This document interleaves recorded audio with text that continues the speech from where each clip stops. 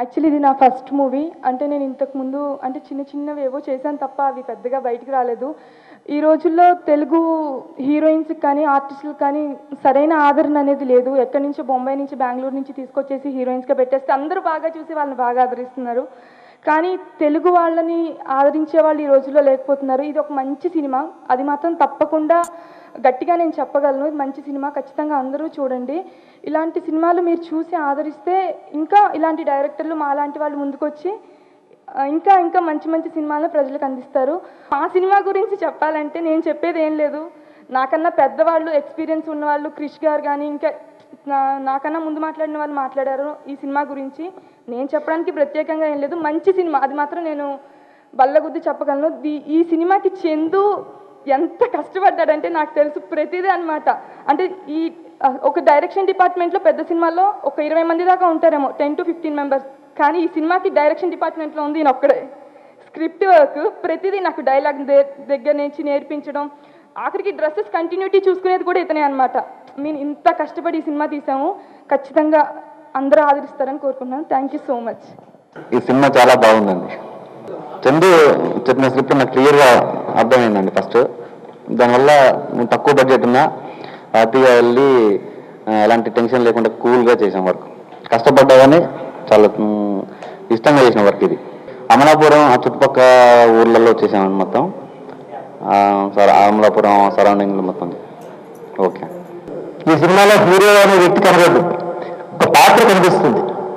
Heroine కనబడదు, ఒక పాత్ర. ప్రతిదీ మన చుట్టూ ఉండే మన సహజ వాతావరణంలో, మన డైలీ లైఫ్లో ఎలా కనిపిస్తుందో అలాగే అత్యంత సహజంగా ఎక్కడ కృత్రిమంగా లేకుండా మొత్తం ఆయన చిత్రీకరణ చేశారు. ముఖ్యంగా దీనిలో చెప్పుకోతే స్క్రీన్ ప్లే మీకు ఎక్కడ బోర్ కొట్టదు. ప్రతి పాత్రను ఒక గాడిలో పెట్టేశారు. ఒక ట్రైన్ ట్రాక్ మీద పెడితే ఎంత చక్కగా వెళ్తుందో పక్కకి వెళ్తుందా అంత చక్కగా పాత్రని స్క్రీన్ ప్లే చేశారు. అలాగే మారుతిరాజు గారు మ్యూజిక్ కూడా అంతా బాగా అందించారు.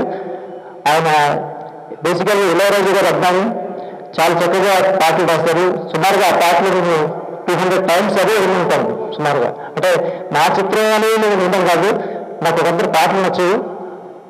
అంత బాగా విన్నానంటే పాటలు అది అంత అద్భుతంగానే ఆలోచించండి. నేను ఎంతో బాగా నచ్చితేనే పాటలు విన్నాను. ఇదే కాదు, చాలామంది ఇంటర్నెట్ నుంచి ఇలా నుంచి ఫిలిపైన్స్ నుంచి మీరు ఇంటర్నెట్ చూసి తెలుస్తుంది. మా ఊళ్ళో వస్తారని మీరు కొడితే నాకు చాలామంది మంచి రెస్పాన్స్ వచ్చింది. ఫిలిపైన్స్ నుంచి చాలా ప్లేస్ నుంచి సినిమా పాటలు బాగున్నాయని రెస్పాన్స్ వచ్చింది. ఈ సందర్భంగా మారుతి రాజా మ్యూజిక్ డైరెక్టర్ గారికి కృతజ్ఞతలు తెలియజేస్తున్నాను. Next Jaipal photography. ఆయన కెమెరామ్యాన్గా ఎంత నైపుణ్యం ఉంది, ఎంత కష్టపడ్డారో మీకు చిత్రం చూసి తెలుస్తుంది క్లియర్గా. చిత్రంలో ప్రతి ఫ్రేమ్ అందంగా ఉంటుంది. చాలా ఫ్రేమ్స్ తీశారు. అవి ఫోటోగ్రఫీ అనేది ప్రత్యేక ఆకర్షణగా ఉంటుంది. ఇంకా సిరి హీరోయిన్, ఆమె కూడా చాలా చక్కగా నటించింది. ఈ చిత్రీకరణలోని మనకి బాగా సహకరించిన మునీర్ భాషా గారికి థ్యాంక్స్ చెప్పుకుంటున్నాను. ఫిల్మ్ షూటింగ్ అప్పుడు ప్రతిదీ వేళకి ఇవన్నీ అందించి నాకు ఈ ఒక సినిమాలో ఫ్లేవర్ తీసుకొచ్చింది మునీర్ భాషా గారిని కంటపదంగా నేను చెప్తున్నాను. తర్వాత తెలుగు ప్రేక్షకులు చాలామంది అంటారు సినిమా మంచి సినిమా రావట్లేదు, చెత్త సినిమాలు వస్తున్నాయి, మరచట్లేదు, టలపోటు వస్తున్నాయి.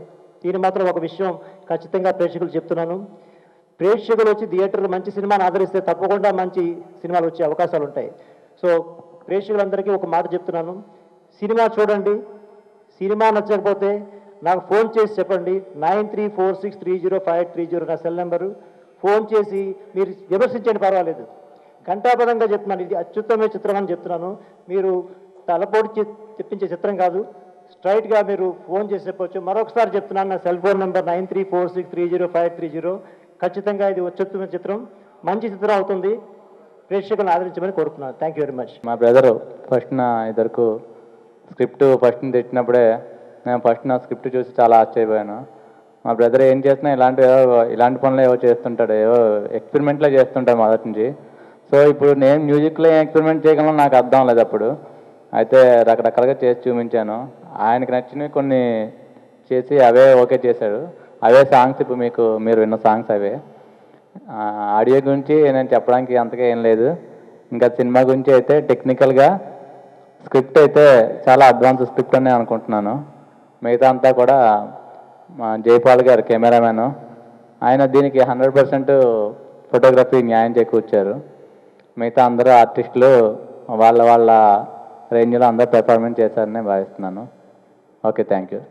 ఈ సినిమా గురించి నేను పెద్దగా చెప్పాల్సింది ఏం లేదు. A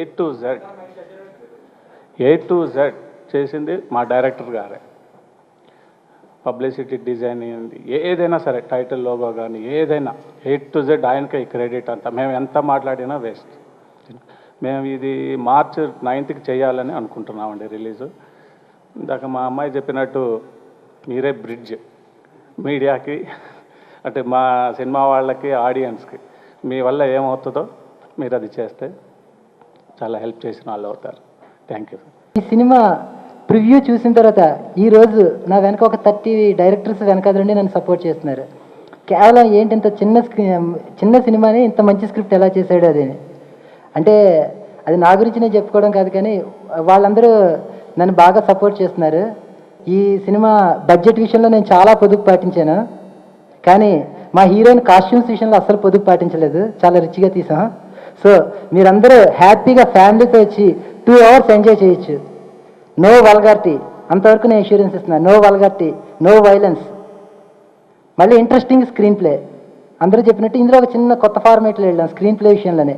ఓన్లీ స్క్రిప్ట్ ఒక్కటే మేము బాగా చేసుకున్నాం. సినిమా అంటారా, మా బడ్జెట్లో మాకు చేతనైంది చేసాం. డెఫినెట్గా మీ అందరి సపోర్ట్ నాకు కావాలి. Thank you very much.